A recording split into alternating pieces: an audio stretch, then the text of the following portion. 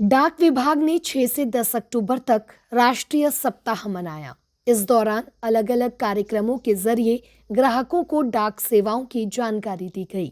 सप्ताह के समापन पर शिमला में ग्राहक दिवस मनाया गया, जहां हिमाचल प्रदेश डाक परिमंडल के मुख्य post master general Sanjay Singh ने बताया कि अब डाक विभाग पूरी तरह से डिजिटल हो रहा है।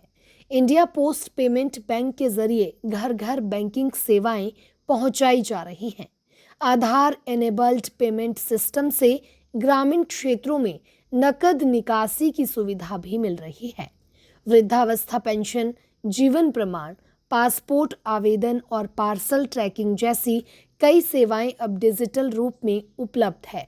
डाक विभाग का मकसद है कि हर ग्राहक तक आसान और तेज सेवा पहुंचाना। भारतीय डाक अपने 1,65,000 पोस्ट ऑफिसेज के साथ पूरे देश में हर गांव, हर नुक्कड़ तक अपनी पहुंच रखती है।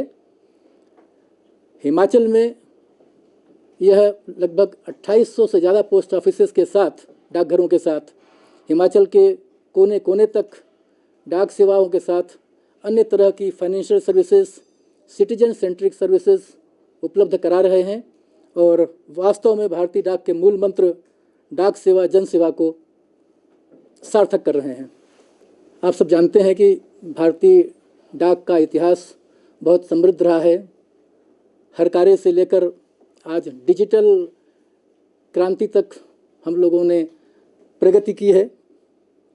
और पहले डाक को अधिकतर लोग जानते थे डाक या पत्र पहुंचाने तक, पर अब केवल पत्रों तक ही नहीं, पार्सलों तक ही नहीं, हम डिजिटल फाइनेंशियल सर्विसेज, लोन्स आदि तक भी उपलब्ध हैं।